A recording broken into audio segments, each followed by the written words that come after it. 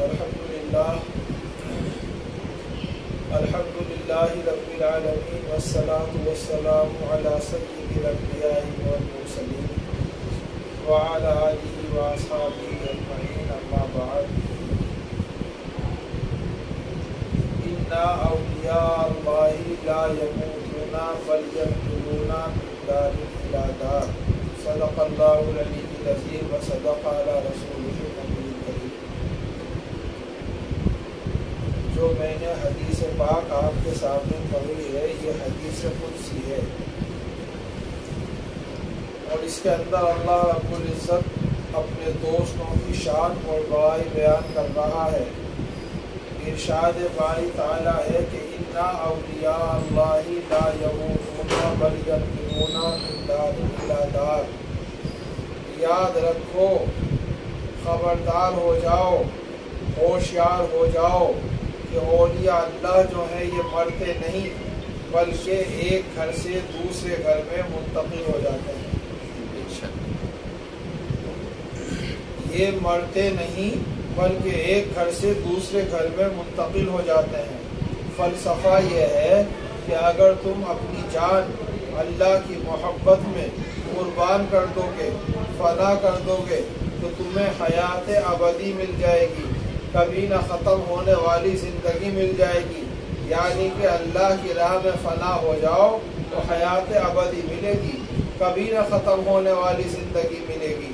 اور اولیاء اللہ جو ہیں یہ ایسے ہی ان کو یہ مقام حاصل نہیں ہوتا، بلکہ اللہ کی محبت میں جب یہ اپنی جان کو، اپنے مال کو فنا کر دیتے ہیں اور ہر چیز کو اللہ کی راہ میں قربان کر دیتے ہیں، تو پھر اللہ تعالیٰ ان کی شان کو اتنا بلند فرما دیتا ہے۔ تو انہی کے لیے فرما رہا ہے کہ اِنَّ أَوْلِيَاءَ اللَّهِ لَا يَمُوتُونَ بَلْ يَنْقِلُونَ مِنْ دَارٍ إِلَى دَارٍ۔ یہ اولیاء اللہ جو ہیں یہ مرتے نہیں ہیں بلکہ ایک گھر سے دوسرے گھر میں منتقل ہو جاتے ہیں۔ اور شہید کی بھی یہی شان ہے۔ شہید کے لیے اللہ تعالیٰ فرماتا ہے کہ وَلَا تَحْسَبَنَّ الَّذِينَ قُتِلُوا فِي سَبِيلِ اللَّهِ أَمْوَاتٌ بَلْ أَحْيَاءٌ وَلَكِنْ لَا تَشْعُرُونَ۔ جو لوگ اللہ کی راہ میں قتل کیے جائیں انہیں مردہ گمان بھی نہ کرو، وہ زندہ ہیں لیکن تم ان کی زندگی کو سمجھ نہیں سکتے۔ ایک مجاہد وہ ہوتا ہے جو میدان جنگ کے اندر اپنی جان کو قربان کرتا ہے اور حیات ابدی مل جاتی ہے۔ اس کو بزرگان دین، علماء اکرام، مفسرین اکرام نے کہا ہے کہ یہ جہاد اصغر ہے، اور جہاد اکبر یہ ہے کہ اپنے نفس کے ساتھ جہاد کرو، اپنے نفس کو قتل کر دو، یہ جہاد اکبر ہے۔ اور جس نے اپنے نفس کو قتل کر دیا بس وہ اللہ کی راہ میں فنا ہو گیا، اور جب فنا ہو جاتا ہے تو پھر اسے بقا حاصل ہو جاتی ہے۔ تو ہم تذکرہ کر رہے تھے حضور سیدنا مخدوم علاء الدین علی احمد صابن کلی علی علیہ الرحمت والرضوان کا۔ تو واقعات تو بڑے طویل ہیں، بڑے تفصیل ہیں۔ المختصر یہ ہے کہ جب 26 سال حضور خواجہ شمس الدین ترکپانی پتی رحمت اللہ علیہ کو حضور سرکار صابر پاک کی خدمت میں گزار دیے، اور اس خدمت میں آپ نے تمام طرح کے علوم روحانی حاصل کر لیے، تمام اذکار، اشغال، مراقبات، مشاہدات، جتنی بھی تصوف کی ڈگریاں ہیں دوسرے لفظوں میں کہہ دیں یا منزلیں ہیں، ان سب کو طے کر لیا۔ اور طے کرنے کے بعد میں جب 26 سال ہو گئے تو آج حضور سرکار صابر پاک نے پہلی مرتبہ، یہ بڑا عجیب انداز تھا تعلیم کا، پہلی مرتبہ حضور سرکار صابر پاک نے خواجہ شمس الدین سے فرمایا بیٹا شمس الدین آؤ اور ہمارے سامنے بیٹھ جاؤ۔ آپ حیران تھے، آپ ہکا بکا رہ گئے کہ آج کیا معاملہ ہے، دم بخود ہو گئے، اور حضور خواجہ شمس الدین ترکپانی پتی دوزانو حضور سرکار صابر پاک کی خدمت میں بیٹھ گئے۔ حضور سرکار صابر پاک نے ارشاد فرمایا بیٹا شمس الدین سو میں تم کو آج کچھ وصیتیں کر رہا ہوں، ان وصیتوں کو بہت غور سے سنو، بہت دھیان سے سنو، اور بہت دھیان سے ان تمام وصیتوں پر تمہیں عمل کرنا ہے۔ وصیت یہ ہے کہ اب میرا ظاہری کوچ کا اس دنیا سے وقت آ گیا ہے، لہٰذا تمہیں حکم یہ ہے کہ تم علاء الدین خلجی کی جا کے فوج میں شامل ہو جاؤ۔ وہ بہت دن سے کفاروں سے جہاد کر رہے ہیں اور انہیں کامیابی نہیں ہو رہی۔ جب تم ان کی فوج میں شامل ہو جاؤ گے اور جس دن تم اب ان کے لیے ہاتھ اٹھا کر دعا کر دو گے، بس اسی دن ان کو فتح شکست ہو جائے گی، اور جس دن یہ کرامت تم سے سرزد ہوگی بس وہی ہمارے کوچ کا دن ہوگا۔ بیٹا شمس الدین، میرے کفن کا انتظام تمہیں کرنا ہے، اور دیکھنا دھیان رکھنا جو کفن جو ہو اس کا رنگ جو ہے وہ گلے ارمنی کا ہو۔ گلے ارمنی کسے کہتے ہیں؟ یہ سرخ رنگ کو نہیں کہتے، بلکہ آپ ایک سفید کپڑا لے لو اور اسے کسی آگ کے پاس رکھ دو۔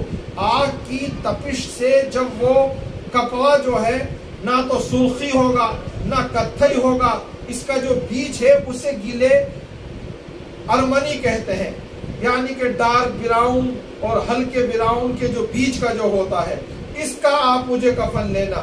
میرے کفن اور دفن کا انتظام، میرے کفن کا انتظام آپ کو کرنا ہے، اور دیکھنا خبردار ہو جاؤ، ہوشیار ہو جاؤ، جو میں کہہ رہا ہوں اسے غور سے سنو کہ جب تم میرے پاس آؤ تو میرے پاس سے ایک پانی کا چشمہ جاری ہوگا، اور اس پانی کے چشمے سے تم مجھے غسل دینا، اور تم ہی مجھے کفن دینا، اور کفن جو ہے وہ گیلے ارمنی کے رنگ کا ہو، اور میرے شیخ کا امامہ وہ میرے سر کے اوپر باندھنا، اور خبردار تم میرے کپڑے مت اتارنا، میرے جسم کو ہاتھ مت لگانا، مجھے غسل نہ دینا، بلکہ آنکھیں بند کر کر کے ان ساری چیزوں کا تصور، اور جب تم یہ سارے کام کر چکو تو اس کے بعد تم آنکھیں کھولنا۔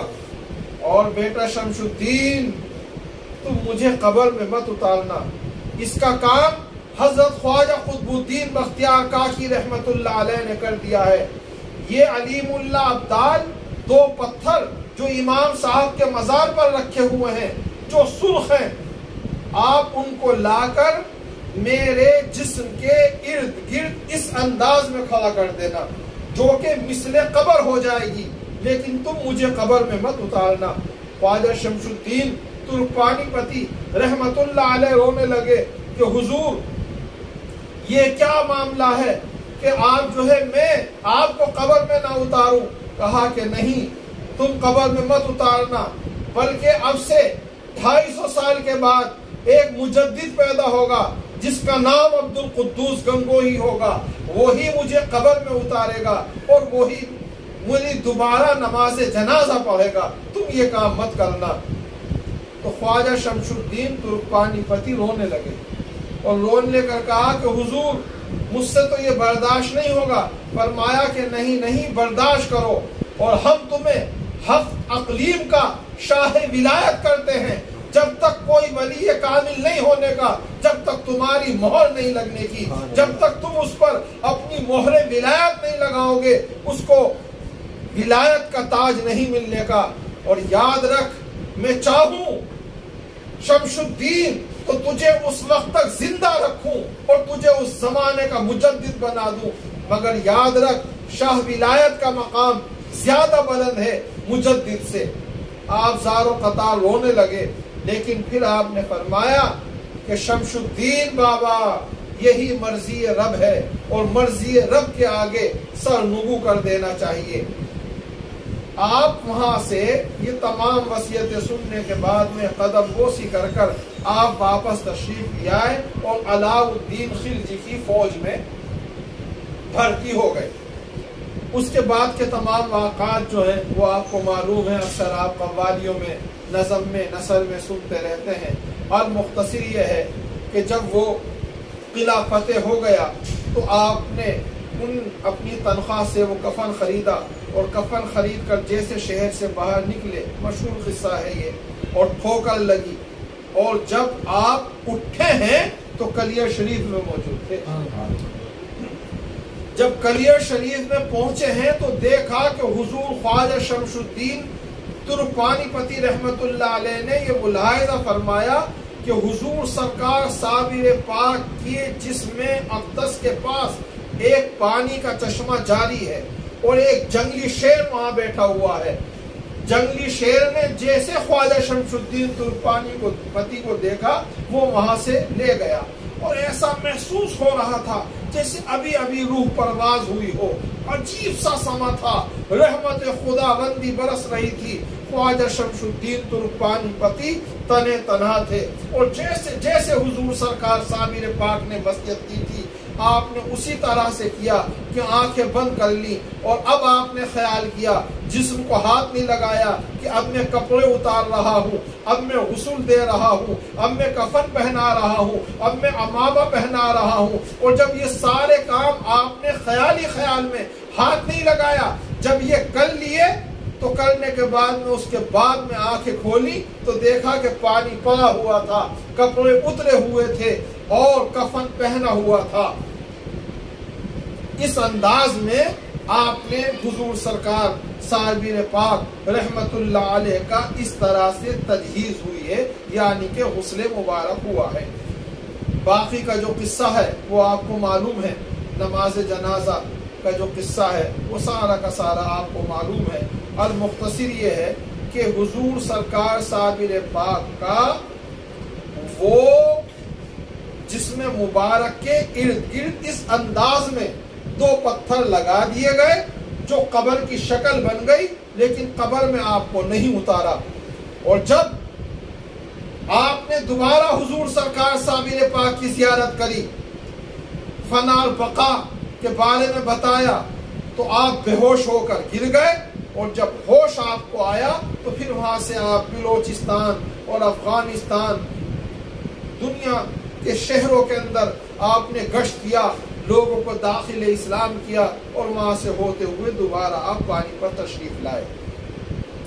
250 سال تک وہ جسم مبارک اسی طرح سے رکھا رہا۔ 250 سال کے بعد میں حضرت شیخ عبد القدوس گنگوہی رحمت اللہ علیہ پیدا ہوئے۔ شیخ عبد القدوس گنگوہی رحمت اللہ علیہ حضرت امام اعظم امام ابو حنیفہ کی اولاد میں تھے، اور 7 سال کی عمر میں آپ نے حفظ قرآن کر لیا اور تمام علموں کے اوپر عبور حاصل کر لیا۔ آپ ہمیشہ صائم الدہر رہتے، ہمہ وقت باوضو رہتے، اور ہر وقت یاد الہی کے اندر مستغرق رہتے۔ اس سے پہلے میں ایک بات بتاؤں کہ آپ کے والد محترم کا نام تھا شیخ اسماعیل، اور آپ کے دادا کا نام تھا شیخ صفیح الدین۔ تو شیخ اسماعیل ابھی بچے تھے، چھوٹے سے تھے، کہ حضرت شیخ اسماعیل جو ہے اور شیخ عبد القدوس گنگوہی رحمت اللہ علیہ کی پیدائش جو ہے یہ ردولی شریف کی ہے۔ تو آپ بچوں میں کھیل رہے تھے، اور ردولی شریف کی جامع مسجد میں شیخ العالم شیخ احمد عبد الحق ردولوی رحمت اللہ علیہ واعظ و نصیحت کر رہے تھے۔ جب آپ کی نظر اس بچے اسماعیل کے اوپر پڑی تو فوراً اس بچے کو اپنے پاس بلایا، سر پہ ہاتھ رکھا اور پشت کو چوما اور خیر و برکت کی دعائیں دیں اور انہیں واپس بھیج دیا۔ جب ان کے والد شیخ صفی الدین کو یہ پتا چلا کہ میرے بیٹے کو انہوں نے اس طرح سے پیار کیا ہے، تو وہ فوراً اپنے بیٹے کو لے کر شیخ العالم کی بارگاہ میں حاضر ہوئے اور کہا کہ حضور آپ نے کرم فرمایا، اس بچے کو اپنی غلامی میں لے لیں۔ فرمایا نہیں، جب یہ بچہ بڑا ہو جائے گا تو اس کی پشت سے ایک بچہ پیدا ہوگا جس کا نام مظہر الدین عبد القدوس گنگوہی ہوگا، اس کا ہر طرح کا تعلق ہم سے ہوگا، اور ہماری تمام روحانی دولت، ہماری تمام روحانی نعمتوں کا وہ وارث ہوگا، اور وہ سب اس کو عطا ہوگی۔ ہم نے تو اس وجہ سے اس بچے کی پشت کو چوما ہے۔ سبحان اللہ سبحان اللہ۔ اب یہ شیخ العالم کی نگاہ ناز کی بات تھی کہ نگاہ ایسی تھی کہ بچے کی پشت میں اس نور کو آپ نے دیکھ لیا اور اس کی پیشن گوئی فرما دی۔ حدیث پاک میں آتا ہے اتقوا فراست المؤمنین فإنه ينزل من نور اللہ مومن کی فراست سے بچ کہ وہ نور الہی سے دیکھتا ہے. یہ تو مومن کی بات ہے. اولیاء اللہ کا تو اس سے بھی اعلیٰ مقام ہے.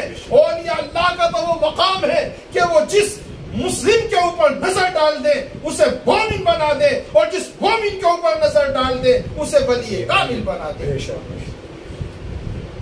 یہ وہی شیخ عبد القدوس گنگوہی ہیں جن کی بشارت شیخ العالم نے دی، جن کی بشارت حضور سرکار صابر پاک نے دی، جن کی بشارت حضور بابا فرید الدین نے دی، جن کی بشارت سرکار غوث اعظم رضی اللہ تعالیٰ عنہ نے دی. ہزارہا کرامتیں آپ سے ظاہر ہوئی ہیں، اور آپ خاندان پاک چشتیہ صابریہ کے مجدد اعظم ہیں. اور ارشاد فرماتے ہیں قسم رب کعبہ کی، میں نے اس سلسلے کو اور ہی رنگ عطا فرما دیا. جو صابری ہیں ہم سب الحمدللہ صابری ہیں. ہم فالو کرنے والی جو ذات ہے وہ حضور سرکار صابر پاک کی نہیں ہے، کیونکہ آپ تو ہر وقت ذات خدا بندی میں مستغرق تھے اور بقا باللہ کے مقام کے اوپر تھے. ہمیں فالو کرنے والی ہمارے فالوورز جو ہیں، مطلب ہم جو جس کو فالو کرتے ہیں صابریہ سلسلے کے اندر، اگر وہ ذات ہے تو وہ ذات ہے شیخ عبد القدوس گنگوہی رحمت اللہ علیہ کی. آپ نے شریعت مطہرہ کی ایسی پابندی کری، ایسے متقی تھے، ایسے پرہیزگار تھے کہ بے نمازی کے ہاتھ کا کبھی آپ نے ذبیحہ نہیں کھایا کہ پتہ نہیں ہے کس طرح سے حلال کرے گا، وہ جائز بھی ہے یا نہیں جائز بھی ہے. دن اور رات میں 400 رکعت نماز نفلیں پڑھتے تھے، اور آپ اپنے وقت کے عالم بھی، حافظ بھی، قاری بھی، مجدد بھی، اللہ کے ولی بھی، اور ایسا عبادت گزار اور ایسا جمال والا فقیر جو ہے خاندان پاک چشتیہ صابریہ کے اندر اور کوئی نظر نہیں آتا. شیخ العالم کے پاس جمال تھا، اور شیخ العالم کے لخت جگر شیخ عبد القدوس گنگوہی کے پاس جمال تھا. یہ بڑے اعلیٰ قسم کی بات ہے کہ ان کا مظہر ہے، شیخ العالم کا مظہر ہے، شیخ العالم کا عکس ہے، لیکن ادھر جلال ہے اور ادھر جمال ہے. ہزارہا آپ کی کراماتیں ہیں. بس ایک بات جو مجھے بتانی ہے، آخری بات جو ہے وہ یہ ہے کہ حضور قطب عالم عبد القدوس گنگوہی رحمت اللہ علیہ کی جہاں ہزارہا کرامات ہیں، ان ساری کراماتوں میں سب سے اعلیٰ، سب سے عمدہ، سب سے شاندار جو کرامت ہے وہ یہ ہے کہ آپ نے سرکار صابر پاک کے جلال کو جمال میں بدل دیا، اور تمام عوام و خواص کو وہاں آنے کی اجازت مرحمت فرما دی.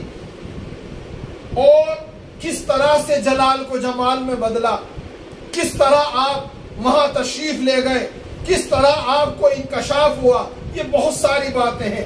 بس ایک بات میں عرض کر دوں، خواب دیکھتے ہیں شیخ عبد القدوس گنگوہی رحمت اللہ علیہ کی آواز آتی ہے، عبد القدوس ہمارے گھر آؤ اور یہاں آ کر جھاڑو لگاؤ.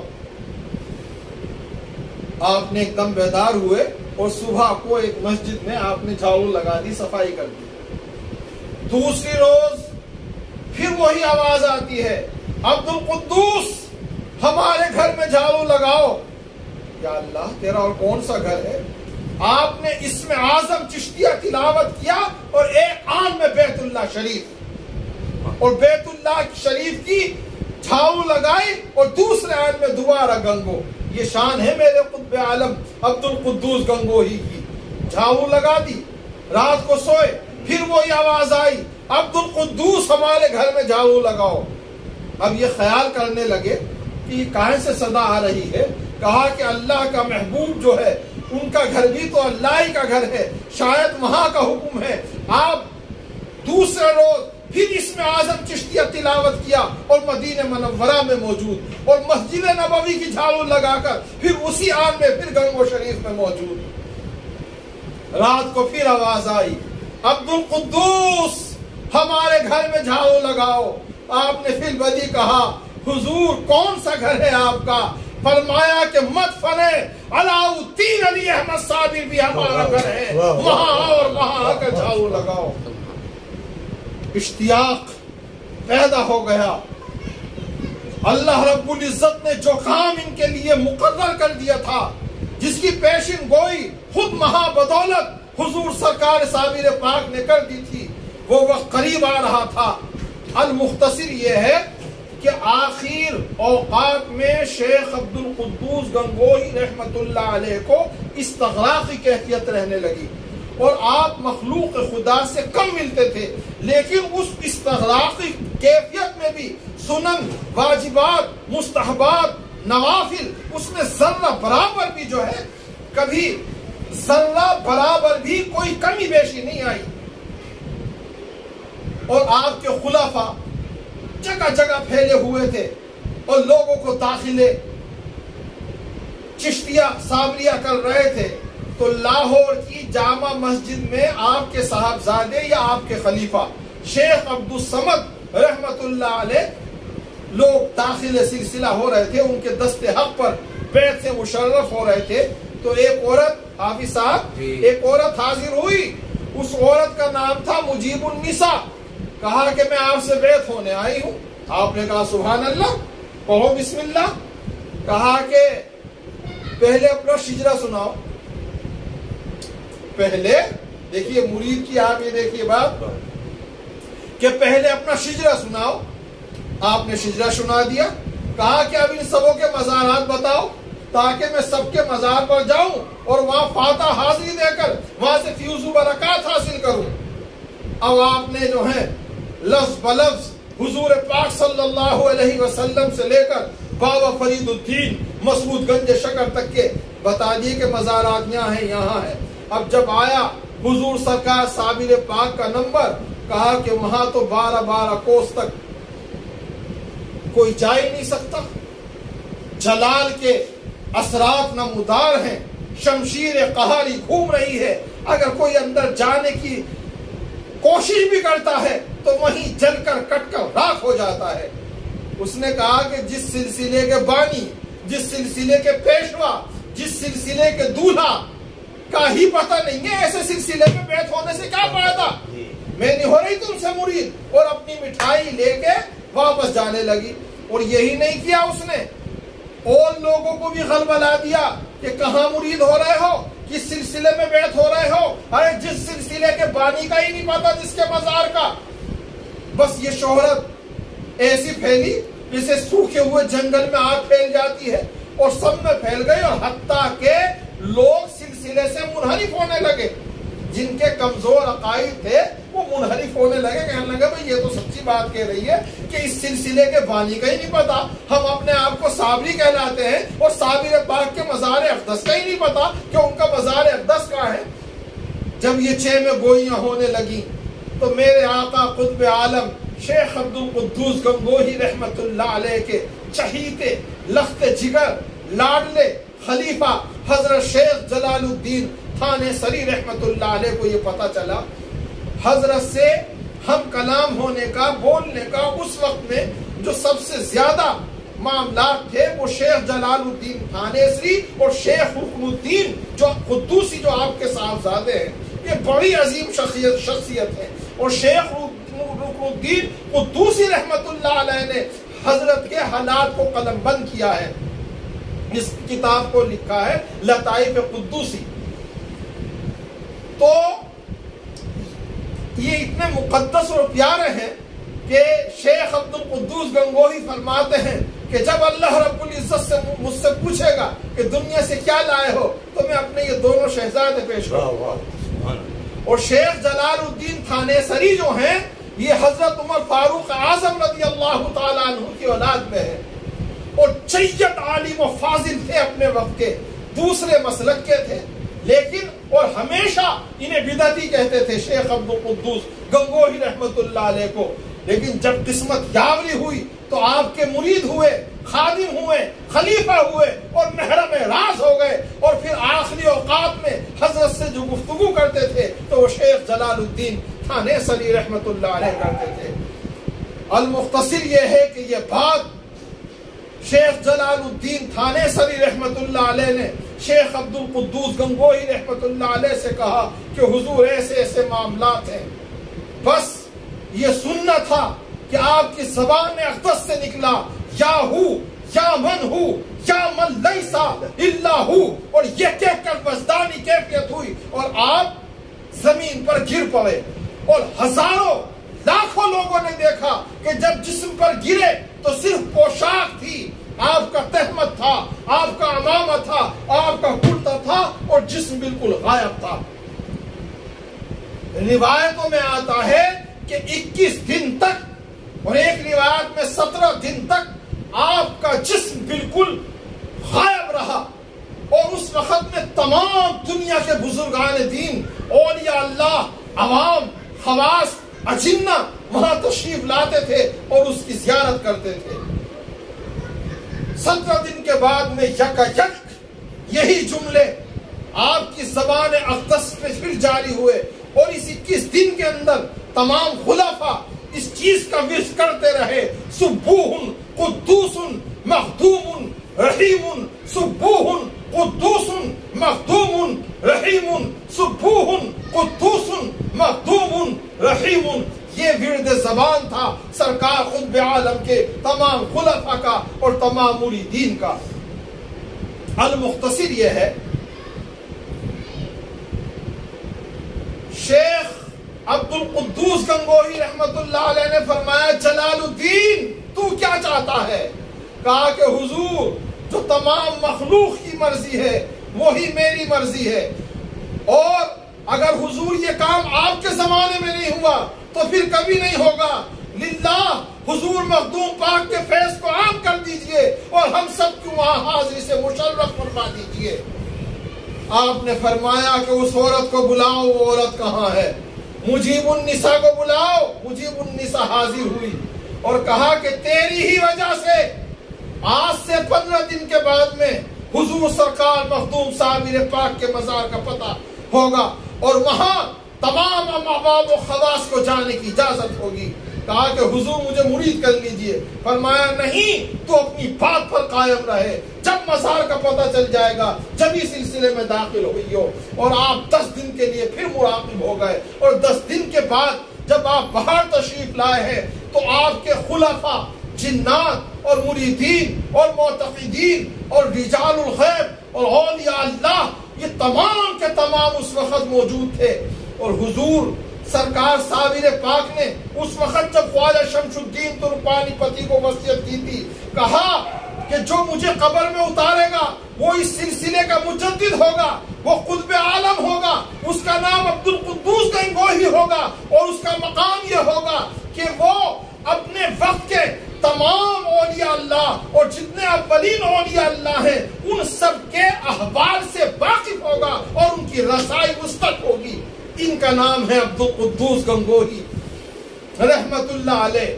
اب شیخ عبد القدوس گنگوہی رحمت اللہ علیہ یہ قافلہ لے کر اسم اعظم چشتیہ تلاوت کر کر جانب کلیر روانہ ہو گئے۔ کلیر شریف جیسے جیسے قریب آتا گیا ان کا ورد بڑھتا چلا گیا، پورا قافلہ ساتھ ساتھ ہے۔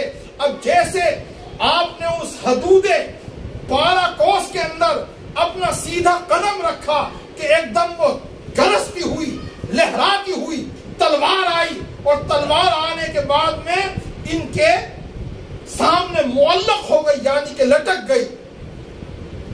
انہوں نے جب ہی ایک دم مراقب ہوئے اور حضور سرکار صابر پاک سے عرض کیا، حضور میں تو آپ کے در کا گدا ہوں، حضور میں تو آپ کے حکم سے، آپ کی اجازت سے حاضر ہوا ہوں، پھر اس تلوار کا کیا مطلب؟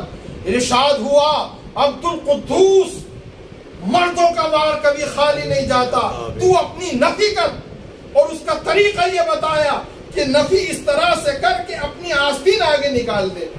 تو آپ نے اپنے سیدھے ہاتھ کی آستین کو اس طرح سے باہر نکال دیا، ہاتھ کو اندر کر دیا اور باہر نکال دیا، اور اس کے بعد میں پھر جو قدم رکھا تلوار گرجتی ہوئی آئی، اور آنے کے بعد میں آستین کو کاٹ دیا، اور آستین کو کاٹا اور تلوار وہ گر گئی۔ اس آستین کو اٹھا لیا اور اس تلوار کو میان میں رکھا، اور عرصہ دراز تک وہ آستین کا ٹکڑا اور وہ تلوار بطور تبرک لوگ اس کی زیارت کرتے رہے، اور آخر تک یعنی کہ اب سے 100 سال کے قریب تک وہ تلوار اور وہ موجود تھی، اس کے بعد میں اس کا پتہ نہیں چلا کہ اب وہ کہاں ہے۔ اور کمال یہ ہوا کہ اس کے بعد میں قطب عالم شیخ عبد القدوس گنگوہی رحمت اللہ علیہ کی ایک کرامت یہ رہی کہ آپ جو بھی کپڑا اپنے جسم پر زیب تن فرماتے تھے اس کی ایک آستین چھوٹی ہو جاتی تھی اور ایک آستین صحیح رہتی تھی۔ اور خدا کی قسم اس کرامت کو میں نے اپنی آنکھوں سے دیکھا کہ میرے مرشد پاک حضور سیدی حکیم شاہ قریش احمد قدوسی رحمت اللہ علیہ کو جب غسل مبارک دیا جا رہا تھا تو اس وقت میں موجود تھا۔ جب کفن پہنانے والے نے کفن پہنایا تو اس نے کہا کہ اس نے شاید کفن غلط کاٹ دیا، یہ ایک آستین تو اوپر جا رہی ہے اور ایک آستین کہاں جا رہی ہے۔ اس نہلانے والوں میں مستان شاہ امبالوی جو حکیم صاحب کے خاص مرید تھے اور خاص خادم تھے اور 58 سال تک حضور حکیم صاحب کی خدمت کرتے رہے، ان کو ایک دم وسطانی کیفیت ہوئی اور فرمایا خدا کی قسم اگر 1000 کفن بھی کٹیں گے اس کی بھی ایک آستین چھوٹی ہوگی اور ایک آستین بڑی ہوگی۔ تو یہ رہی قطب عالم شیخ عبد القدوس گنگوہی رحمت اللہ علیہ کی شان۔ جب آپ اس قبرے یعنی کہ وہ جو پتھر لگے ہوئے تھے جب آپ وہاں تشریف لے گئے تو رحمتوں کا سما تھا، نورانی مجلس تھی، رحمت خدا بندی برس رہی تھی، عجیب و غریب سما تھا جس کا لفظوں میں بیان نہیں کیا جا سکتا۔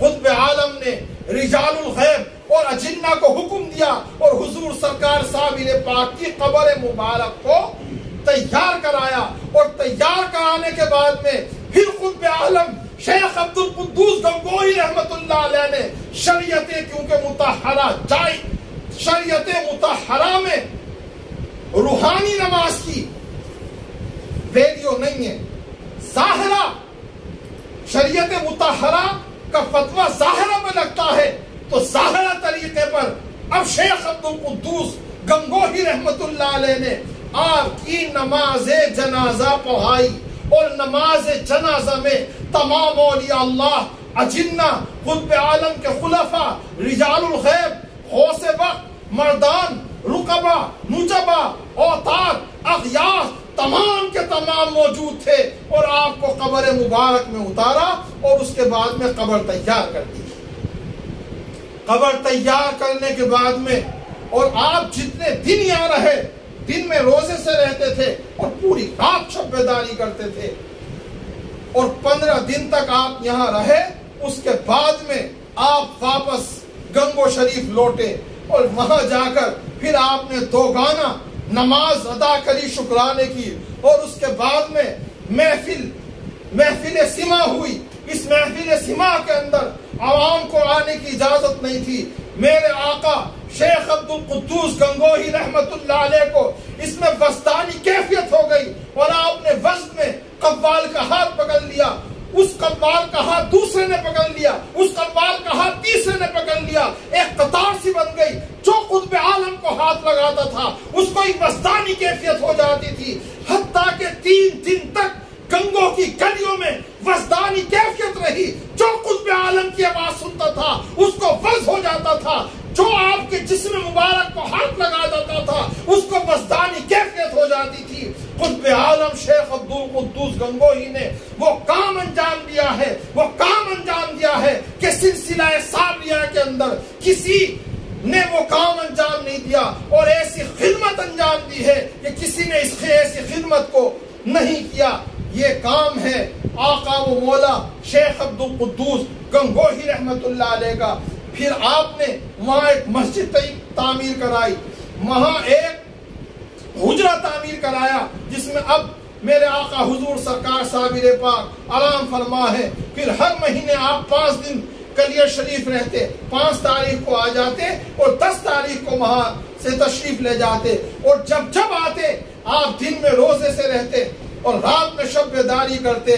پھر مخدوم پاک کی طرح متوجہ ہوئے اور کہا حضور اپنے جلال کو ختم کر دیجئے، اسے جمال میں بدل دیجئے۔ دیجئے اور عوام و خواص کو یہاں آنے کی اجازت دے دیجئے۔ مخدوم پاک نے فرمایا عبد القدوس تم ہمارے پیارے ہو، اس وجہ سے تمہاری وجہ سے ہم اپنے جلال کو جمال میں بدلتے ہیں اور ہر خاص و عام کو یہاں آنے کی اجازت مرحمت فرماتے ہیں۔